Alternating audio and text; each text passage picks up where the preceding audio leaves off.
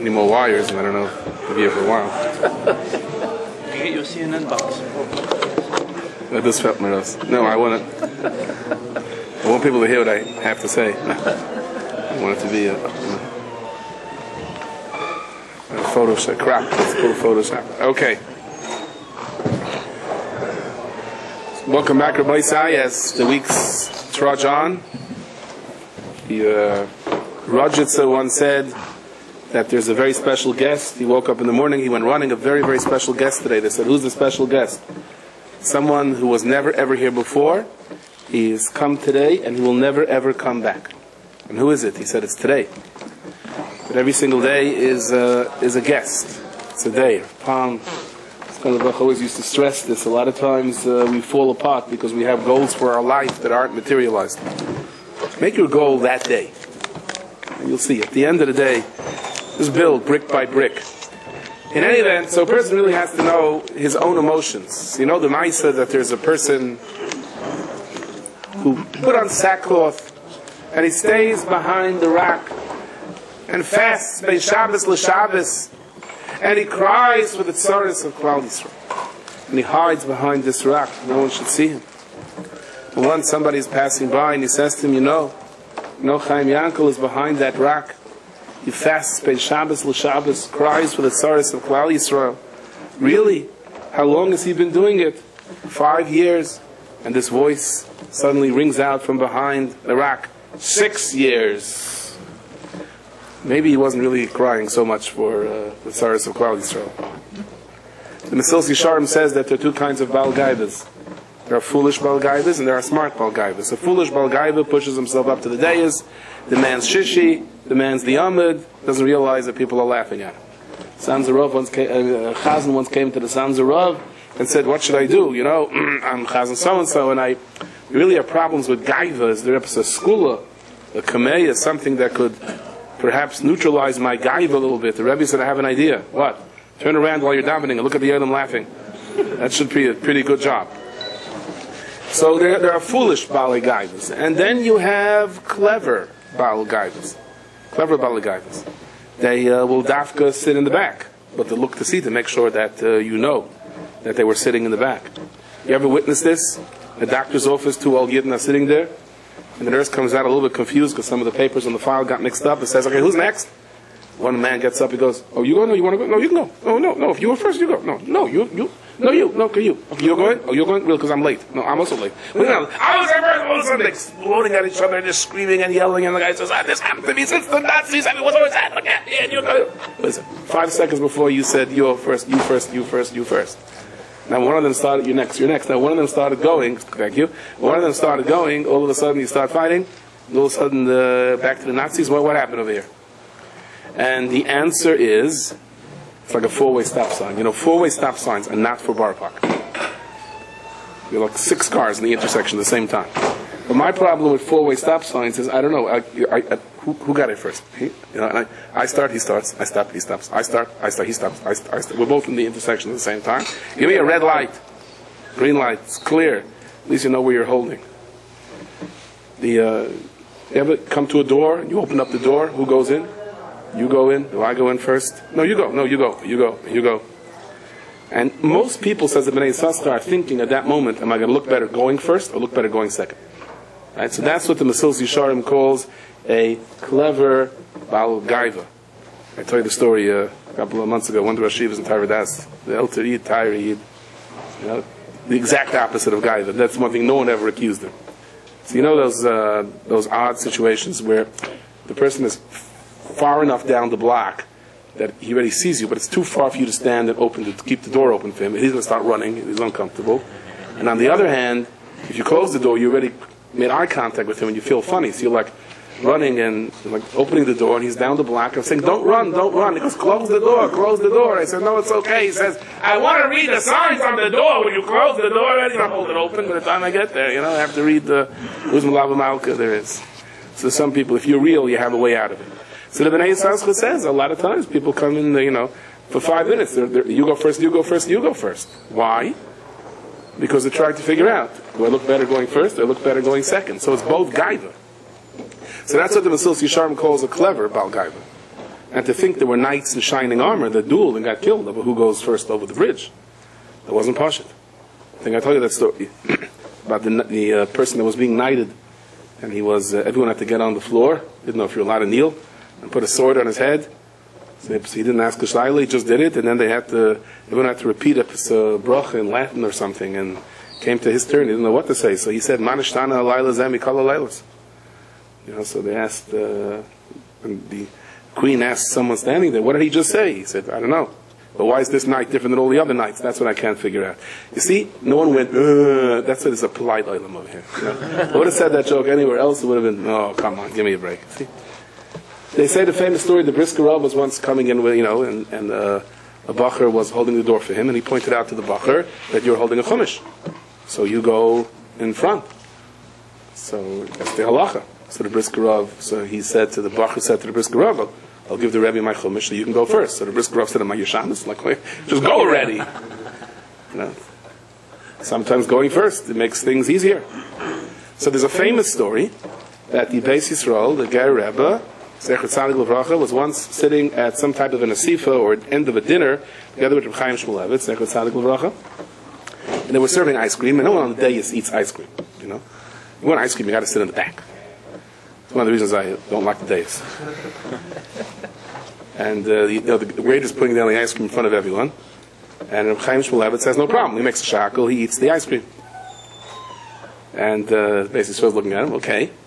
And he turns to the Ger Rebbe, he goes, you're eating yours? He says, no. He says, can I have it? Beis Yisrael said that he was always mechaber him. He said that he was never mechaber him. He never has much coverage for him afterwards. So he understood the message. There's a member from the Kotzker Rebbe that if someone has food and he doesn't eat it because the guy who doesn't let him eat it doesn't pass, he should eat it. I'm not talking about it's really something he shouldn't be eating, but I'm saying, he's showing he's a tzaddik. In other words, in his house he would eat it. He's just not eating it because in front of people. He said that's berzayu, that's avoid zara. That's like a shaykhus to avoid the zara. Which is why I'm extremely makbid about these things, that I finish the entire plate. Because, you shouldn't have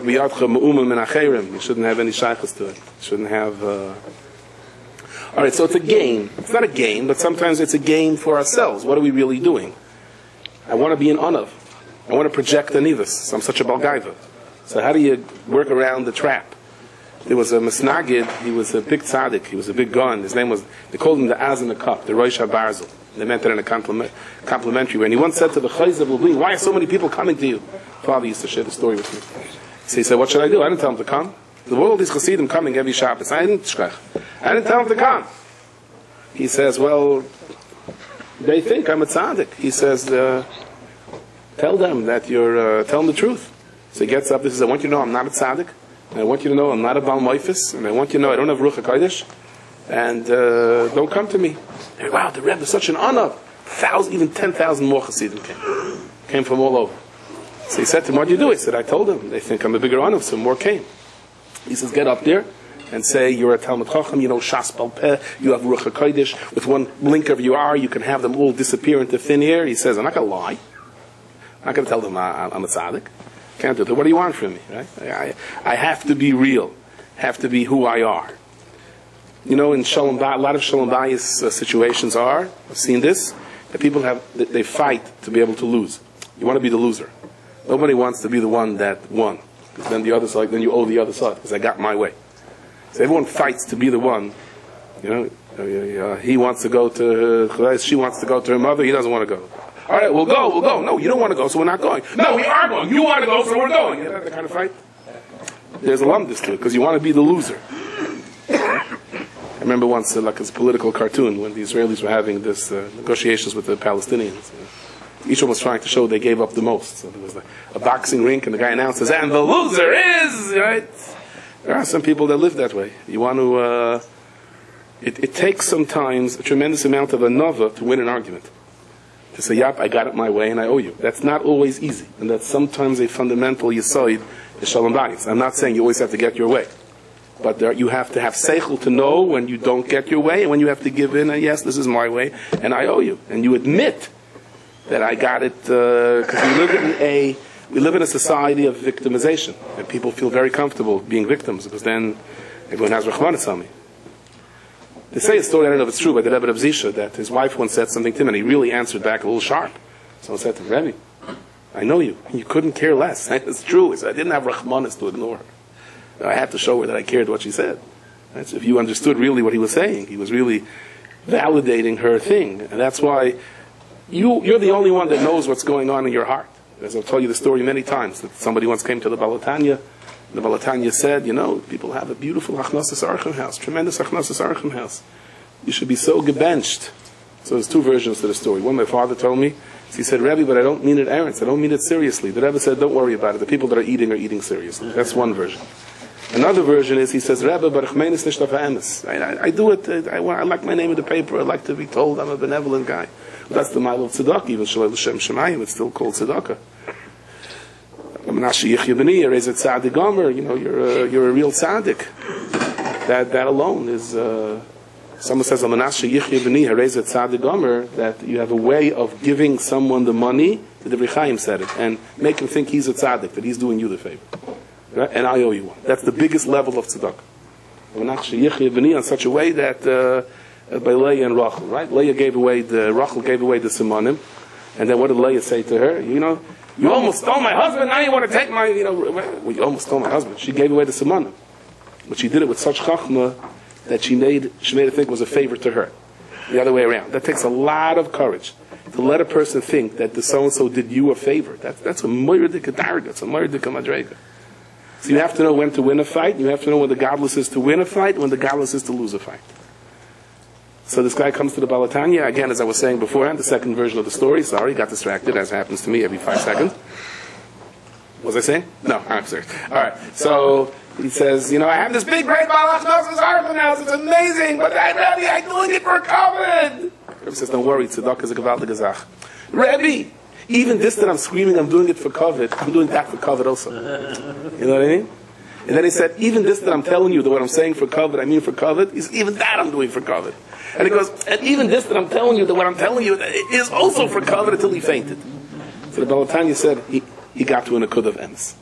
He got to an akud of emes. Emes means acknowledging I have a way to go. But I'm working on it. I am trying. Somebody told me that he once witnessed this in a bungalow colony. I hope it's not true. The two people were fighting over who should daven Mosif, because both had yahrzeit, and they got into a very serious fight. It literally got into a fist fight. One guy ripped off the other guy's talus, threw it up out the window, and they started punching each other. People had to break up the fight. So a man went running over and said, he showed him, the Mishnah Berurah says, Chavetz Chaim says that to be mevater and to give somebody else the amud is a much bigger schus for the neshama than it is to fight your way through and get the amud. So someone else said, no, that's what they were fighting for. Who gets to be mevater? That was a fist fight about you. You be mevater. No, you be mevater. No, I know. That's what that was a fight was for. We can all. I was once sitting on a train. This man was sitting next to me. I was a little kid. I remember he was going, "Are all chazanim so hot?" I don't know. Like, who are you? Right? Another story, the guy that said he was furious, running after the Gestapo on the street, screaming and yelling. What was the problem? Because he was terribly insulted that he wasn't arrested. Because they said they came in, they arrested all the influential Jews. He was going out of his mind. He was. There are people that do that bury themselves for COVID. So we know in last week's Sedra, right, Oin ben Pelas, his wife, saved him. She said to him, "What's your problem, Oin? We're going to show my Rabbeinu. You're going to show nothing. You'll be the same Oin either way. So what are you getting yourself into trouble for? You're going to go to bed. Get it. Stay out of it. I'll take care of it. I'll stay on the front." So she wound up saving his life. And even when the Medrash says, when the bed started going toward the hole, she held on to the bed, pulled it back. I said, Rabban Shalom, he did tshuva. So the kasha is, I think they said it from the brisker over, I heard this word. There were 250 people. So Korach's wife said, Korach, look at you, you're being taken advantage of again and again. People are stepping all over you. Moshe Rabbeinu's taking advantage. He appointed his nephew with this and that. You should have been ahead of him, and his blood is boiling. And Oin ben Pelas, his wife, said, calm down, okay? You're going to be the same Oin this way, that way. Stay, you're just fine the way you are. You know what I mean? Stay put. So Oin ben Pelas, his wife, saved him. Now there were 250 people. That meant 250 wives. None of them had the seichel of Oin ben Pelas, his wife, to say, relax, take it easy. What are you getting involved in? So he said, the Torah says, no, many said it. But the men didn't have seichel to listen.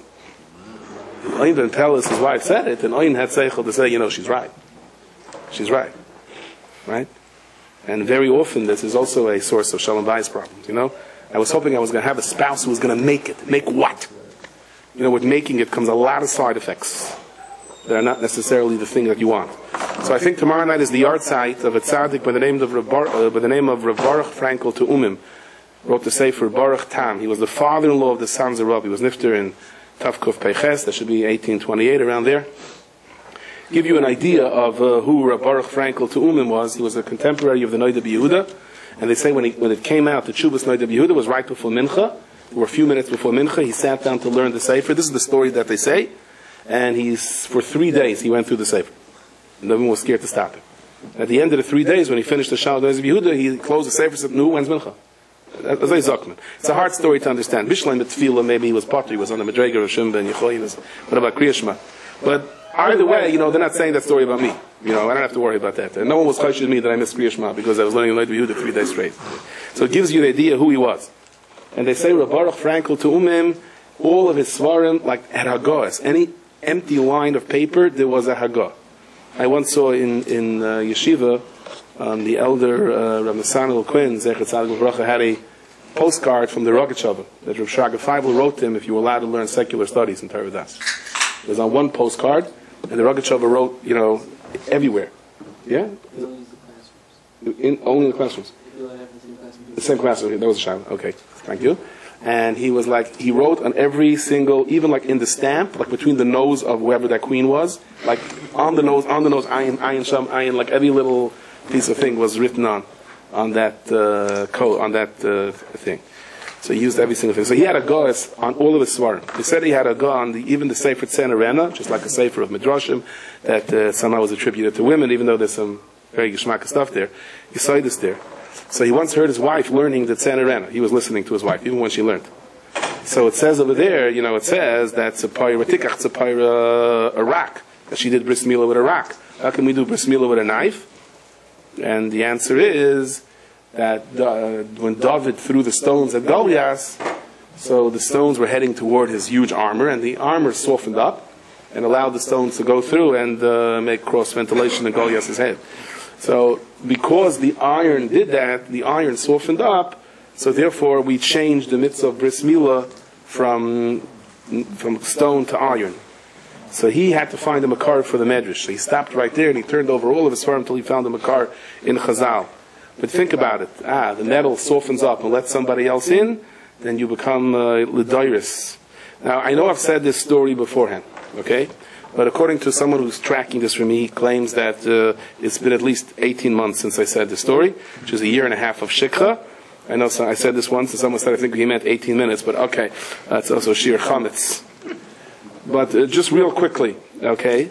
Rav Baruch Frankel to Umim, his grandfather or great-grandfather. I mean, the 1828 he was nifter, the Ramah was in the 1600s. But there was a Yid, his name was Rav Shaul Veil. Rav Shaul Veil was king of Poland for one night.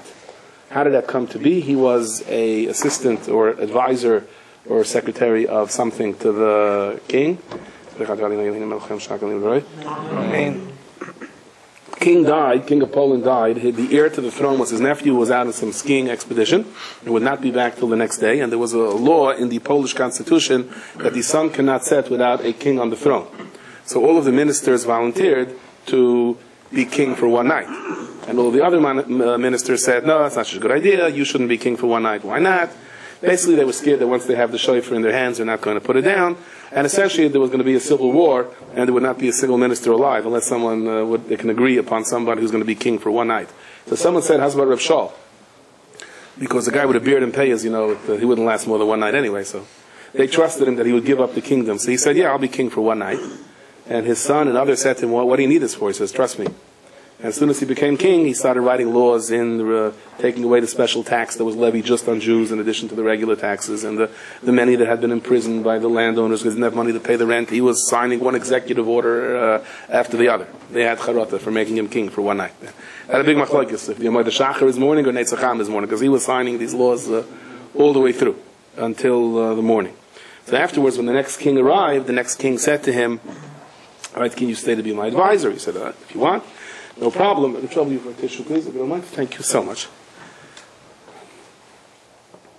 Last week was a chumash, right? Okay. So, we'll have to remember types, the people to view. So Lamaisa, he stuck around, and then he said, the first thing you have to do is appoint an heir to the throne. He says, well, I have a daughter, I don't have a son, so you've got to find someone who's going to fit the bill. He says, I know who. So Fischel says, who? He says, your son Meir. He goes, yeah. Meir may have to go through a little ceremony there, we'll spritz some water on his head, but, it's just a technicality, and otherwise it'll be just fine, and he can be king. And the king Fischel didn't say anything, but he came home and he told Meir, we're in big trouble. There's only one law that could save you, and that is if you're technically married, the king cannot take you. And the king should be here in about an hour, so we need a 59-minute Schachter right now. And they looked around, and the only eligible person they could find that they were able to come up with was actually a woman that was dying, Rahman al-Islam. She was on her deathbed, the Chaver Kadisha surrounded her, and even if she died, once he was married, he was no longer royal Malchus, but the princess. So they quickly ran, and he had to explain to the Chaver Kadisha and everyone else, do you mind if we do a quick Chuppah Kedushin over here? So life is very confusing. So as she's saying all the al-chaitz and the tzavah, does she mind if someone just says to her Mekadeshli and sticks this ring on her finger, and then, it really won't take long. So she realized it was an opportunity to save someone's life, and why not chaperein one last mitzvah as you get it? It's just the opposite of that story of the guy before he died. They said, what's your last wish? He said, a ham sandwich. He said, why? He says, they're going to schmeiss me like crazy. No, I'll never know. It'll never come to an end. This way, I know when I get to the sandwich, it was the last thing I did. At least let me have a goal to know when it's going to be over. So she wanted to chaperein one last mitzvah, just the opposite beforehand, and she was masking. And they read the ksuba, and here in Nebuch they had this over her bed. They set up a chuppah over her deathbed. But then the king came running, and he came out, and the king said, we're here to take him to the royal wedding. And Fischel said, if I only would have known that you were coming. What a shot, you should have told me. Why'd you text me? Come on. I don't have to have a kosher phone. But I sent you emails. I filtered it out. My filter filters out king's messages. I want to marry your son, Sorry. If I would have known, if I only would have known, Like those excuses you get why I didn't come to your chassan. I remember the last chassan I made. The guy said, I wanted to come to your chassan so badly. I had a yard site Tuesday night. You don't go to a chassan. I realized, I felt like going because we're so close. I understand. But, Tuesday night I had yard site, right? I didn't have the heart to tell him the chasana was Monday night. But, so anyway, the king chapped what the Natsav was, but there was nothing he can do about it. Fast forward 5 years down the road, Rav Shaul is sitting by his desk, and there's a knock on the door, and the Gabbai comes in and says, there's a woman who wants to see you. He says, well, it's after hours. It's an emergency. I have an emergency, Gabbai. She sounds like it's an emergency. What's the problem? She claims she's your daughter-in-law. I've heard people use all kinds of excuses to come in here. This is like getting absurd already. Send her in. And she walks in and says, excuse me. He says, you have a problem? What are you using tricks to try to get in? She says, no tricks. I'm your daughter-in-law. Can you help me, please? I am your daughter-in-law. You're my daughter-in-law, right? The famous story of Reichman going up to visit his mother, Paul Reichman, on the 18th floor of some hospital Shabbos afternoon when it was 95 degrees. And he walks schwitzing away. When he gets to the 19th floor, by mistake, he walked in on the 18th floor, which was a psychiatric ward. She says, the doors only come in and they don't come out. He's banging his way out, and the guard says, yeah, what's your problem? He goes, I walked in here by mistake. Open the door. Go back to your room. He goes, you don't understand, I'm Paul Reichman. He says, yeah, and I'm Queen Elizabeth. Go back to your room, right? He says, she says, I'm your daughter-in-law. Yeah, you're my daughter-in-law, yeah. So, finally, no, I'm serious. You remember, your son married me. And all of a sudden, he looks at her and says, he was like, he didn't know how to do this diplomatically, but you're supposed to be dead. That wasn't so nice to say. So he said, but, you don't know what happened. Right after the ring went on my finger, I started feeling a drop better. And it took days, it took weeks, it took months, but probably in the schus of that last mitzvah, I'm alive and well! And he said, Baruch Hashem! What do I do now? Right.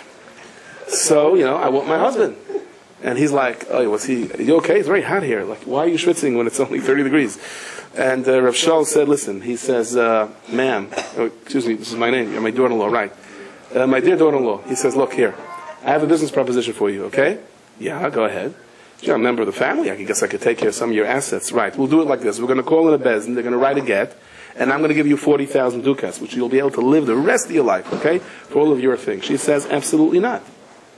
And she starts screaming, I want my husband, I want to speak to my husband, you have no right to hold him back. And he's like, probably his mayor comes running, he says, this lady screaming, yelling, banging her head against the wall. He goes, who's that? That's your wife. And he tells him the story, and she sits down to talk to him, and he tries to explain to her, listen, I don't mean to be rude, but, you know that the marriage was done only for a trick. She says, you didn't tell me it was a trick. You said it was a real marriage. And there's a ksubah, and there's Adam. And he goes, okay, let me put this nicely, okay? I mean, it would have never been a shidduch, like, I'm royalty, and, you're a nice person, but also I'm rich, and it doesn't shtim, it wouldn't work. She goes, oh, money is the problem? I have the potential of making a lot of money. All I have to do is, it's fine. All I have to do is accept the get, and I'll have 40,000 dukats. So, what's the problem?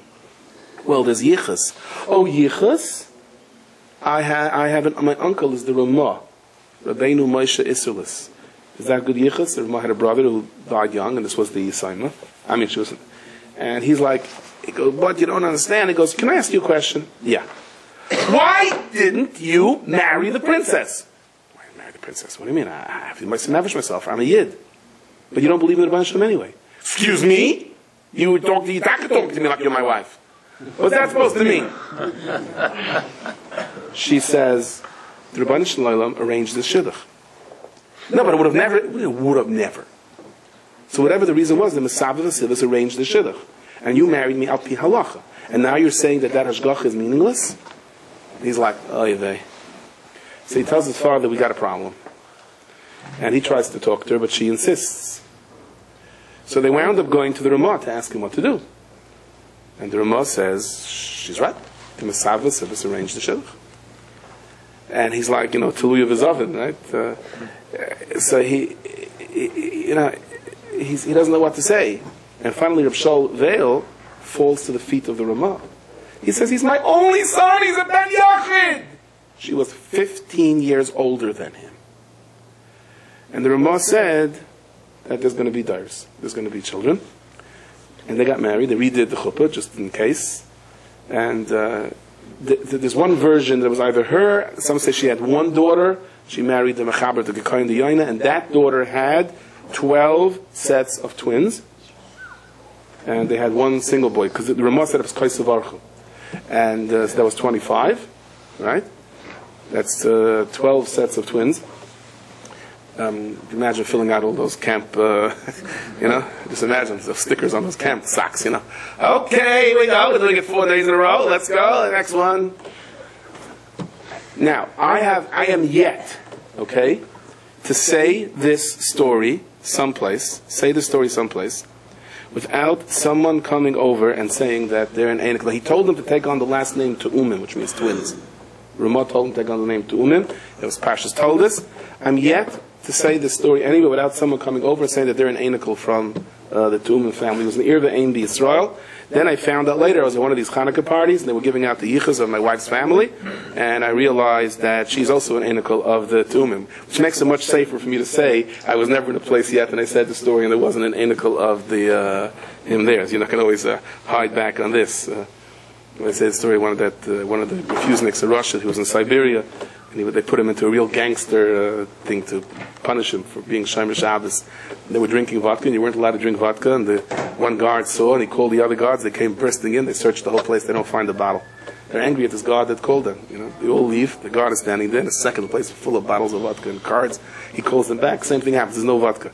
So each time the guard says, okay, you got me, but where are you hiding the vodka? How come they can't find it? And the guy tells him, we're hiding it in your pocket. He says, these guys are experts. They stuck it into the guard's pocket, so of course the other guards were searching all over. So, it's good. I can always say that I'm the one. But Lemaisa, honestly, you probably, if you looked into your genealogy, is that the right word? Right? You're up there. You will find out that most people today are Einikal, one way or another, from one of the Tu'umim families. Do you understand what happened over here? Because a person was willing to say, and this is the real symbol of Anava. You'll never know if you're an Anav or not. Because you can be sitting in the back and you're not really an Anav. You can be sitting in the front, you're not really an Anav. You could be trying to go in first, you're not really an Anav. You'll never know if you're really an Anav. But when something happens that you really didn't want it to happen, and you say, Hashgacha wanted it, and therefore I'm going to deal with it, then you're an Anav. That is the ultimate bittul. Rabbaruch Frankel Tu'umim had a son who was a big Talmud Chacham who met a young man by the name of Reb Chaim Halberstam. And he said that this Reb Chaim is an amazing person, I want him for my sister. And he told his mother and father, I checked him out, everything is fine. He did not happen to mention that this Chaim had a terrible limp. which he had from a whole story on his way to Cheder that they attacked him, the locals, and beat him up, but that's a different story. And when they came to the chuppah, so I know there's a halacha the chas is supposed to see the kala, but they just did that for a split second to be yaitza. And now when the kala looked out the window and hundreds of people came for this grand wedding, and she saw that he had a terrible limp, she said, "You lied to me." She said to her brother, "You lied to me." Her mother was upset. She said, "I'm not going through with it." "You can't say no now." She said, "I will show you I can." And they're standing by the chuppah, and this is getting pretty embarrassing. No kala. It's like in the camp, chasanas, plays in the boys' camps, there's never a kala. But this was for real. What do we do now? So they did something unprecedented. You have to understand the culture to realize how radical this was. When they told the Chaim, "Listen, we hate to tell you this, but everything is all set to go, except the kala seems to say no to you." So he wasn't. He was not unnerved. He said, "Let me talk to her." Whack. Let me talk to her. And he went into a room with her. I'm sure that the Indian of Yichud was taken care of, that it shouldn't be a problem. But he was alone with her for a while. When she came out, she was masking to the shidduch. And there's a variety of different versions as to why did she change her mind. The Chassidish Ma'aseh is that he showed her a mirror, and in the mirror, she was the one that was limping, and he was the one that was straight. And he said it would have been a much bigger embarrassment for a girl, and therefore I was makabel it upon myself. That's the Chassidish aspect of it. But the other version that I heard is that he basically told her that, I don't view myself inferior because I have this limp. And I would have not viewed you inferior if you would have had a limp. And that in marriage, everyone has milas and chesroinus. And what allows people to build is the fact that we're each going to complement each other. And I don't wallow in victimization. And she was so impressed by this that she agreed to the shidduch. And I think if you think about this, it is a far greater moifus than flashing the mirror. That's not a moifus. To show the girl, you would have been the one limping. Guess what? I saved you. That's not a moifus. But for him to be able to explain that to her in such a way that she understood it and agreed to go with this, and this would be the Divrei Chaim, the Heilige Sanzerov, who, by the way, Reb Baruch Frankel was a misnagid. They say the einish of an Erlichem misnagid is that his children become Hasidim. So he definitely wasn't Erlichem misnagid, because you have Bobov and Klosenberg and all over the place that became. But that was a far greater moifus than flashing the mirror. Being able to look at a situation where I'm in a relationship where I think, I could have done better, I should have done better. No, you could have, should have. There's no could have or should have. This is the bottom line. There were a bunch of neshamas that came to one of the Talmidim Baal Shem, the Meshgiach Zayim, always says this story. And they came up to Shemayim, they said, we keep getting sent down to this world again and again and again, we keep blowing it. Like, give us one thing. One thing that if we do this one thing, we go straight to Gan Eden. They said, okay, go through your whole life without saying, I could have, should have, would have. Whatever happens, happens. With that, you come straight in over here. And, there's a din. The Mishnah says if two people do a malacha together on Shabbos, they're pater. But that's provided each one could have done it on his own. If you have a huge stone, you need two people to carry, they're not pater. Right? Somebody told me he was in Siberia, they were trying to avoid being over the rices, so these two people picked up a twig and they were carrying it together. And all the goyim was standing around, the other workers, and everyone was like, "What are you doing?" The other yidden like, why are you carrying that twig together?" And he said, then the captain came by, and he saw the two, everyone's laughing, and the two are carrying twig, one twig. They had to make sure they were machmer, that something each one could carry it on his own. And he just stood there and he said, "What are you doing?" He said it was the only time in Siberia he laughed. Him and the entire camp laughed. But somehow, even the captain himself started laughing. But what's the metzias over here? That a marriage is pal gedeguf. Everyone is half. Or not any relationship that a person has.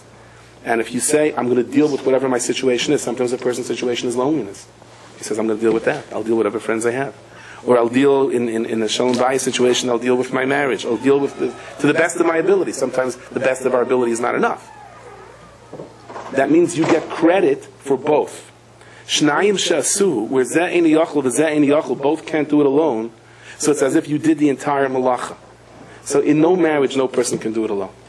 And if we're willing to agree that we each have faults, and we each have milas, and we're going to complement each other, we get schar for both. We get schar for both. But the guy say, me and my wife were happy for 30 years until we met.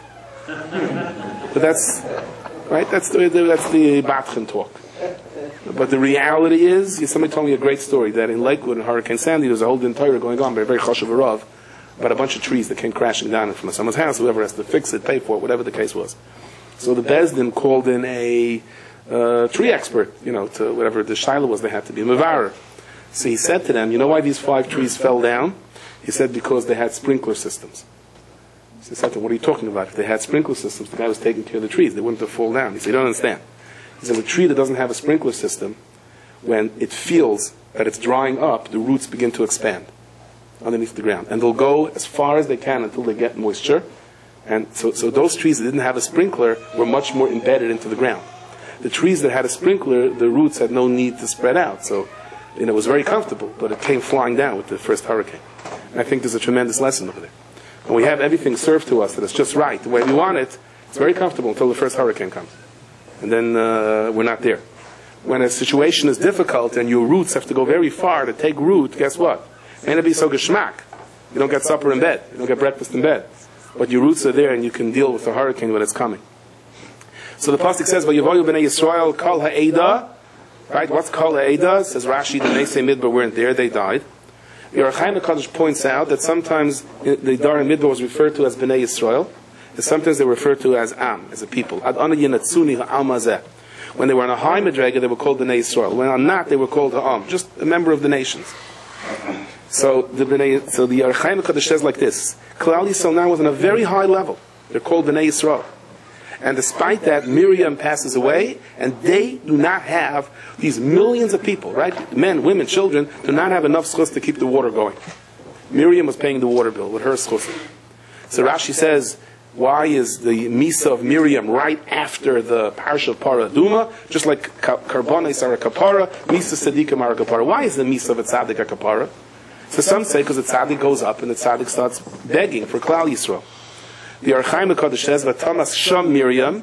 He says like this: "Tzadikim doimin lemargolias." Tzadikim are compared to pearls. Hamunachim ba'arges that are laying in a chest. Kishehu chafetz bi'achas mehem. When Hashem wants one of the tzadikim, who matzia meha arges, Hashem takes it out of the chest. V'koiva b'tachshed. The Kadosh Baruch Hu puts it into a different tachshed, into a different jewelry. Some say that's the Inyan of kedushas keser and so on. So v'tamas sham Miriam. Miriam just died for this. She didn't really die. She just, Hashem took away, it looked like she died, because Hashem took away like that famous mashal in the Sefer Gesher HaChaim, 2 identical twins are growing up together, and they have this great time. There's a malach that comes and teaches them Kol HaTorah Kula in one shot, the greatest Rebbe in the world, unbelievable. They have this pool, they're swimming around, the food comes straight into their stomachs. They realize after a while it's getting a little uncomfortable, it's getting a little small. Okay, maybe they have to move, and one day one of them hears a terrible pounding, and it looks like the world is caving in, it's caving in, it's caving in, and one of the twins says, "Help, help, I'm being dragged out, I'm crawling into the twilight zone," and the other twin says, "No, my brother, he's gone, he's dead." Right, He was born. He says, that's really this world. We think what death is life is death. So Batama Shah Miriam, it looked to them that she died, says the Ohr HaChaim, because she didn't die nothing. And Miriam would come up to a schar which is beyond our imagination. So let's try to figure this out. How come Miriam could keep the water going in her schus, and all of these tzaddikim who were on the madrega of Bnei Yisrael could not keep the water going in their schus? So we've discussed this many times, right? Miriam is the one who went to her father and had the courage to say to Amram, the Gadol Hadar, one of the 4 people who died without chait, "My dear father, you're worse than Parai." That's so nice of you. Where did they teach you Kibbereim? Which class? Parai was only guys around the Scharim, your guys around the Nekevais.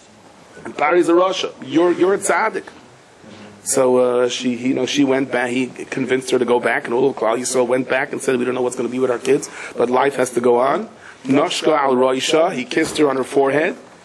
The Gemara says, when Moshe Rabbeinu was born, it said, "You said nevuah that this child's going to be born." And then when they had to take him, and no miracles were happening, and they had to put him into the water, he said, "Tafcha al Roisha," it says. She got a slap, a bump, boom on her head. That was not very pleasant for Miriam. And she didn't give up. She stood from the distance. The Zohar says, that Avram went through a level of katlis amunah. What is Hashem doing? No doubt, Avram's lowest level of amunah is beyond our furthest imagination of our highest level of amunah. And that's not even a mashal, that's frivolous. We can't even compare ourselves to Avram Avinu. But the term meirachik means there are questions. She stood from the distance. She said, "Look, I don't understand what's happening.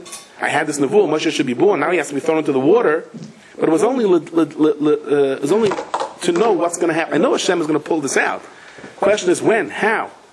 And she stands there and she waits this out. She waits it down and then goes running, and she has ranges for Yocheved to come and nurse Moshe Rabbeinu. The Gemara says in Schachter Saita, Miriam a different name. She was called Miriam. She was also called Azuva. Right here, she's standing there, the great Mesiras Nefesh Miriam, who stood by Kriyas Yansif, and she led the choir of all the women. That means she was the Rebbetzin of Klal Yisrael, and she says one word on Moshe Rabbeinu, well intended to protect his wife, boom, and she's strict with saras, from top to bottom. What's happening over here? Right? But she doesn't have tinus. I'll just, if it's not going my way, I'll stand by the distance. If it hurts, I'll stand from the distance and see what happens. So the Gemara points out from Gemara beginning of the Schachter Saita that she was called Azuva from Divrei Hayamim. And the Gemara says she was very sick afterwards. She was terribly sick after the story with the tzaras. She's called Uriah. She was green. Nobody wanted to marry her. And Kalev married her. Why did Kalev marry her? Because he said, hey, it says you check out the Kalev's brothers. Can't get better brothers than Moshe and Aaron. So the Gemara says, Kol Noise Isha L'Shem Shemayim is Ki'ilu Yolda. What does that mean, Ki'ilu Yolda? As if he gave birth to her? That Kalev said, no, I'm marrying her. They said she's sick. She looks sick. I don't care. I have other cheshbonos in marriage. And it says that Kalev nursed her to health. He says he nursed her and he did everything within his power. And the Rishonim even ask, what's the chiddush? He's mechuyev to do so. And the answer is not if he knew it beforehand. He should have made it tonight. But listen, I'm getting into a situation. She's not well, okay, but you pay for it. So the Gemara says he was ka'ab. He was like a father to her. What does it mean he was like a father to her? A father never says, oh, you shouldn't have had such a daughter that's sick. It's part of him. It's his goof. If the daughter's sick, it's as if he's sick. So if Kalev viewed marriage the same way, this is my daughter. That was the attitude. So the Gemara says she was called Chalav V'Nara. After he nursed her to health, she was Chazer Pnei Aliyas Kanara. She looked unbelievably young. And the Gemara refers to her as Tzayar, Shaya Pnei Doimik Kitzarayim. Her sun shone like the afternoon sun. And all of a sudden the Gemara says she was like the envy of all the women. All of a sudden that she was overwhelmed with an amazing beauty that was beyond anyone else's. The Gemara says all sorts of different things.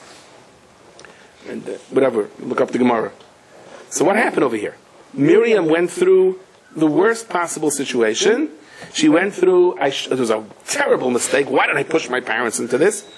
What is Hashem doing to me? This is what Hashem does to me. If she wanted to play victim, she could have been such a victim. She could have been on unemployment and disability, SSI for the rest of her life. She rode it through, and Kalev jumps in and rides it through with her. And the Torah uses this as the marriage that produces the Malchus of Yehuda and Mashiach, the reason that we're all here, and the reason we have hope. So Vatamas Sham Miriam, she's like a Temisis Nashika.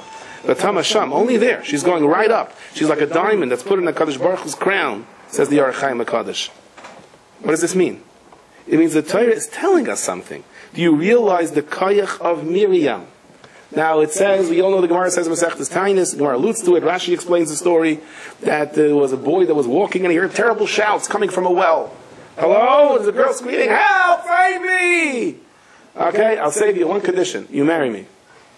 A little rough over there negotiator, but she's masking. So she comes out of the well, it's okay, I'll marry you. She says, but who's going to be the witnesses? They say the well should be a witness, and there was a chulda, a weasel running around, that should be the witness. Well, time passes, and he forgot this whole story, and the Schachter read him a different shidduch, and he went for the other shidduch. Forget that first shidduch. And he gets married, and everything is fine, and they have one son, another son, and one son is eaten by a weasel or a cat, and the other falls into a well and drowns. So his wife says, something's going on over here. Tell me your history. So he tells her the story, but it was just, I saw this girl drowning, and I just did this. She said, no, you go back to her. So he goes back to her, and he wants to find for this. They said, she's crazy. Every time someone reads her shidduch, she makes funny faces, she acts weird, she does goofy things. And finally he let her know who he is, and they were asking him to get married. The Merami Pano, he's a Talmud of the Arizal. He says the Be'er was the Be'er Shel Miriam, and the Chulda was Chulda Hanaviyah. And these were two women that were Meisenevish themselves through the ups and downs. And they said to this Bacher, you made a commitment! You wanted her! She committed herself to it. What do you mean it was more convenient for you to marry someone else? That's not how we lived our lives. That wasn't our idea of marriage. That wasn't our idea of a relationship. Who was this Bacher, says the Merami Pano? Remember the story of Yehoram, who took away the two sons from the Navi, because they didn't have money to pay loan that was owed to him, these were the two sons. And he would have to experience the pain of them dying to make up for the fact that he took her away. I think it was some Eshes Avagya. So how the Rebbeinu Shalom puts the whole puzzle together, we'll never figure it out. Right? We don't know that. But take a look at this. The Be'er is a remez to Miriam. You know what that means? It means the world is not hefker. Miriam is loyalty. Miriam is, and I told you the story many times now, and this one I did not, I think I said less than 18 months ago, and I think I should say it every single shir. That I was once by a shir, and the person said, someone came over, once by a Shabbos. It was a Shabbos it was a great Shabbos, for people that weren't well. It was all sorts of actors and entertainers and comedians. I'm not telling you which category I fell into. And, it's like Shabbos. This man comes over to me and says, my wife is in a room, she really can't get out. Do you mind coming in and repeating the whole Shabbos there? Yeah. Who are you exactly? And I went in and I realized what the problem was. That his wife, Lara Shalom, I think she passed away since then, she's on, the only thing she could move is her eyes.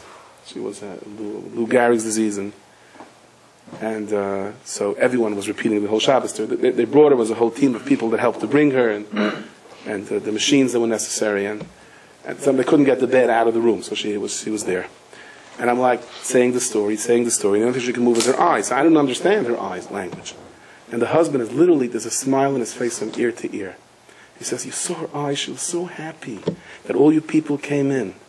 And I'm saying, never mind her, look at this husband. How committed he is to his wife. Do we understand the greatness over here? Can we possibly understand it? The person says, I got to deal with this. I should have never done it. I should have never listened to the Schachter. Well, you should have.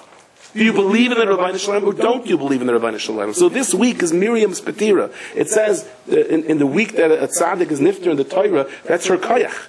That's when she is mashpia. They used to go out Mitzori Shabbos to take water from wells. Even if you didn't need water, you went to draw water from a well. Shema is Damein Be'er Shel Miriam. Because the Be'er Shel Miriam wanders around the world. Why Matzah Shabbos? Matzah Shabbos, you're in a rotten mood. The whole Shabbos, you're together with your family by a simcha. One shviga said an off-color remark, or the one shver said something, but now you're furious, you're angry, you're upset, the dishes, the this, the that. And this person goes out to draw water. We'll deal with it. Miriam has a koyach to be two different people. She can be sick, the next day you're a naira. We deal with it with a different world. If you have the courage, Matzah Shabbos, to go draw new water, then you're Zaycha to connect the Be'er Shel Miriam. Then you're Zaycha to make that connection. What does it mean, Ki'ilu Yolda? So the morale says a Dover Pella. He says in a marriage, when one side supports the other side, when one spouse supports the other spouse, when the other spouse becomes either emotionally or, again, I'm not saying rules, Chas v'shalom. There's always, every situation is different. But I'm talking about the normal ups and downs in life that make us angry and upset. And even if it goes a little bit beyond the norm, to an extent. And the person, either the woman supports the husband or the husband supports the woman, it's ki'ilu yolda. Then you have every single mitzvah your spouse did is credited to you. Because you gave that person life. Because it's one spouse to the other can destroy the other person, or ki'ilu yolda, or give that person life. So when Rabbi Akiva said that, shali v'shalachem, your Torah, my Torah is hers, that wasn't vertel. That was real. That was a metzias. Somebody told me his father was on the boat. He was learning English. So you learn English from a dictionary, it doesn't always stem with the regular, like Hebrew is the worst. You learn Hebrew from a dictionary, it never really stems with what you're saying. You're better off talking English. But I had a Rosh Hashiva once, he was a genius. He came from Europe. And in the bathroom, where he used to go through quickly the dictionary, English, Yiddish dictionary, he had English. So, but the problem was, there was a fire once, burning in his house, and he came running down the hall, and he was screaming, conflagration! Conflagration! No one knew what he was talking about. What he was saying. Baruch Hashem, it wasn't such a big conflagration, but, so he told me that his father came off by Ellis Island, and he told his wife, stop the watch. Stop your watch. You're not allowed to have a watch there. Stop the watch. They don't let. Okay. It's just the word got around. The whole place is stopping the watches, trying to pull out the pins, stopping the watches. They won't get to have watches. Finally, one of the guys said, what are you doing? The sign says, stop your watch. It says, watch your step. That's what it says. He said it was, there was a Yid, his yahrzeit was this week. His name was Yisrael Yaakov Diharm. Diharm was unfortunately killed under very suspicious circumstances, but we won't get into that part of the story.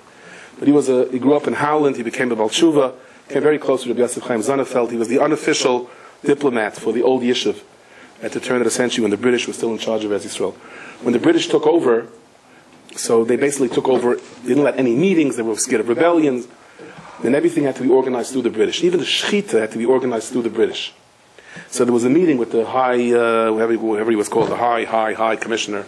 He was a Yid technically, and Rabbi Yosef Chaim was sitting there with Dr. Dihan. And Rabbi Yosef Chaim said, okay, we need 2 Schachtim.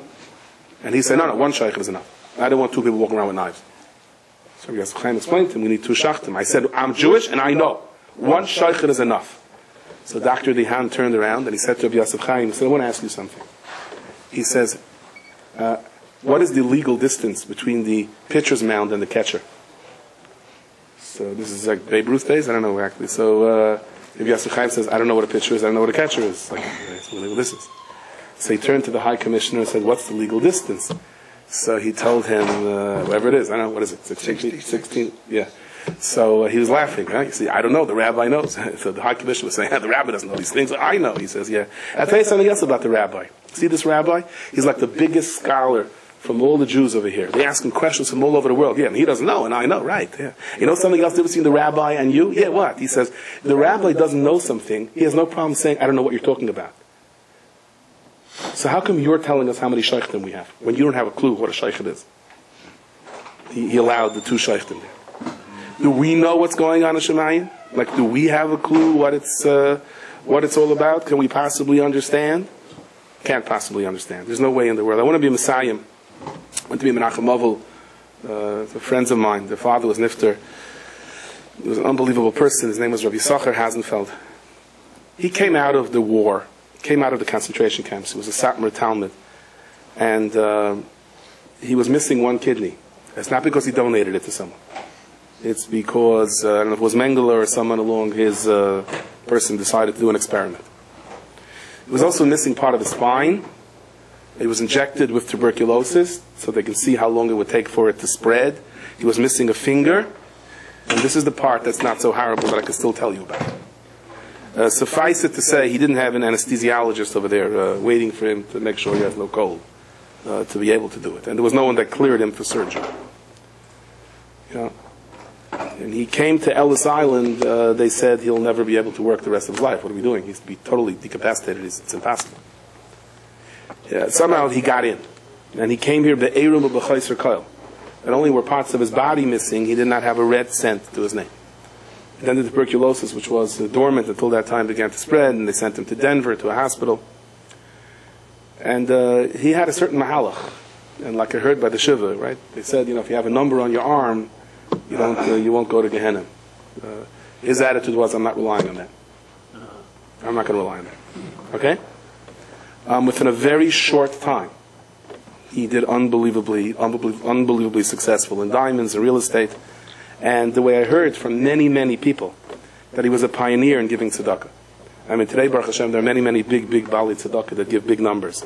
But he was doing it like people didn't have hasaga. And the fact that somebody just 2 years ago came without his body, never mind money, that before Yom Tiv, in the 50s or 60s, he was giving out $30,000 to people to go out to families that have nothing. I heard he was always very careful with his money. He never lived in a simple house. Simple house. He bought buildings for Moisdes to get them started. There were some years that he carried the entire Torah Das, because he came out on Torah Das papers. He had a Karsa type. He was very big into it. Literally supported the entire Moised, the entire yeshiva. Never allowed for a plaque. Never allowed for his name to be mentioned. Instead, at the beginning of a Malav Malka, they would say Ilam Shemai gives $10,000. They always knew he was the Ilam Shemai. He bought buildings from Moisdes, never wanted his name on the building. They say Zol Pailish Yidel said, you have so much money, don't you want your name on a building? He said, I'd rather have a building on my name, right? No, nothing. He was close to the Satmar Rebbe, and he sat and learned for hours and hours. So his son told me this story. He said, should you say it over or not? Once he said that, of course I'm going to say it over. What's the shot? He was in Hong Kong on a tremendous diamond thing from people all over the world. This was the top thing of diamond Schachter. And there were 12 from people there. And toward the end, there was a show that was put up on the stage in honor of all the people that were there. what should I say? Well, it wasn't rated G. Maybe it was rated G, but the G stood for Gehenna or something else. And everyone stood there. There were thousands of people. These are the richest people in the world. And he got up and went from one to the other and said, "Aros! Out! Out!" And he went to us. "Don't make a commotion." He said, "I'll keep making a commotion until you get out of here." And all 12 frum people had to get up and get out. And the next day, when they were laning in the hotel room, they didn't have a Sefer Torah. One of them said, "No, we can travel 50 miles on a train. It'll take us 2 days to get to the Chabad house. There's a Sefer Torah there or something." He said, "You have no right to do it. You're a Payal. Piyalach. You don't have to. There's no Sefer Torah." Now you're from. You have a. Yeah, now he's from. Yeah, he's from when when it's real. So he told me that at one point, just to tell you how high up he got. Someone once told me this, that he was flying to Eretz Yisrael. He was sitting in the economy class. So they asked him, "Why are you sitting in the second class?" And he said, "Because there's no third class. That's the reason why." They lived on a different plateau, different world. So he had to give. But just to show how high his standard was, he was the CEO of Tiffany's. He was going to give him an award by this bash, someplace in some place. And then he realized how the plaque, it wasn't like by yeshiva dinner. There were, I don't want to get into specifics of who was brought up on the stage to help with the presentation. Okay? And it wasn't the mashgiach for the caterer. And he said, "Well, I'm not getting up on the stage until they go off." They said, "You don't understand. This is the CEO of Tiffany's, okay? This is like $1 billion bash, You're getting on that stage and giving." He says, "I am not giving." He says, "You don't know, this deal is off. If you're not getting on that stage," he says, "You could turn off the world. I'm not getting on the stage till those two got off the stage." And guess what? Those two got off the stage. Now, this is the person that when he came to Ellis Island, they said he can't possibly